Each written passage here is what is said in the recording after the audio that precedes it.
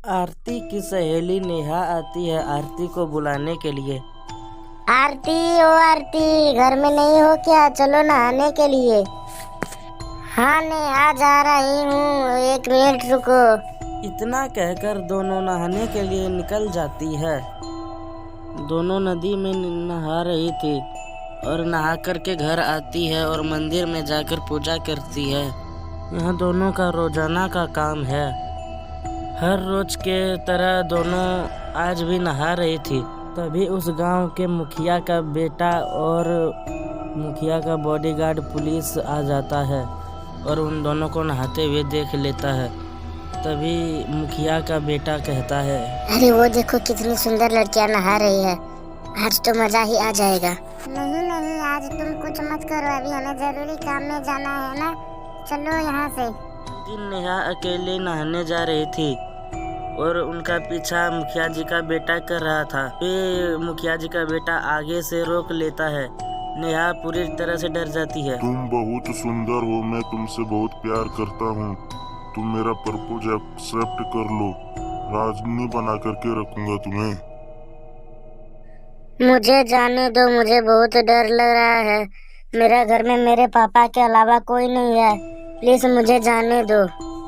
मुखिया जी का बेटा उसका बात नहीं मानता है। नेहा के साथ बहुत गलत करता है और उन्हें गोली मार देता है। नेहा मर जाती है। मरते ही वह चुड़ैल बन जाती है।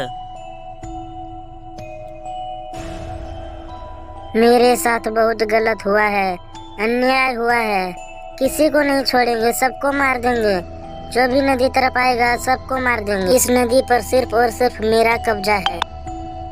दूर खड़ा सोनू सारे घटना को देख रहा था, लेकिन वह डर के मारे कुछ नहीं बोल रहा था, क्योंकि वो भी लाशें बिछना शुरू हो चुका था। चुड़ैल एक बहुत ही सुंदर औरत का रूप बना लेती है और उधर से जाने वाले मर्दों को अपनी ओर आकर्षित करता है। अरे पहाड़ी देखो कितनी सुंदर औरत नहा रही है, चलो चलते हैं उसके पास। तुम पागल हो गए हो क्या रामू काका? मैं नहीं जा रहा, तुम्हें जाना है तो जाओ।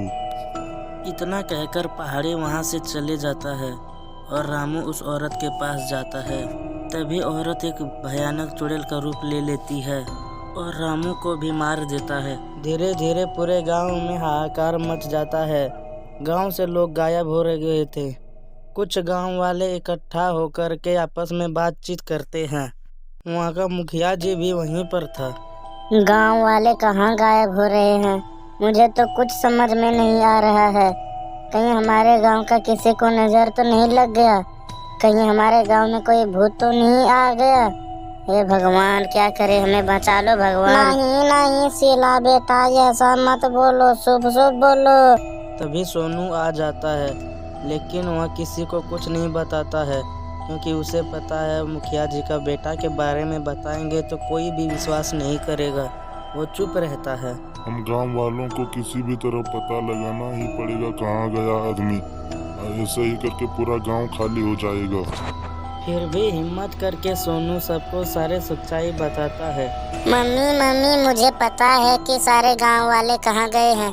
कल जब मैं जंगल से आ रहा था तभी मैंने देखा कि मुखिया अंकल का बेटा आरती दीदी को गोली मार दिया। उसके बाद आरती दीदी चुड़ैल बन गया और नदी में वो रहती है और सारे गांव वाले को वही मार रहा है। पहले तो सोनू का बात पर कोई विश्वास नहीं करता था, लेकिन उनका बात मानकर एक बार सभी कोई नदी के पास गया और आरती को बुलाने लगा। आरती आरती बेटा, क्या तुम यहीं पर हो? तभी आरती का चुड़ैल आ जाता है वहाँ पर। पहले तो चुड़ैल को देख करके सभी कोई डर जाता है। फिर मुखिया जी पूछता है, आरती बेटा, क्या तुझको मेरे बेटे ने मारा है? तभी चुड़ैल कहती है, हाँ हाँ, आपके बेटे ने ही मुझे मारा है। मेरी आत्मा को शांति तभी मिलेगा जब आप लोग उन्हें सजा दोगे। श्याम को बुलाया जाए। तुरंत श्याम को बुलाता है।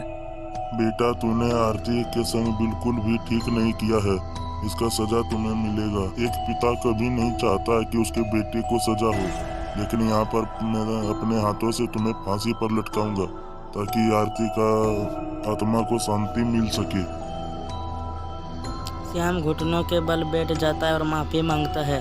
लेकिन उनका कोई एक भी नहीं सुनता है और उन्हें फांसी का सजा दिया जाता है। आरती हमेशा हमेशा के लिए चली जाती है और सारे गांव वाले खुशहाली ज़िंदगी बिताने लगता है।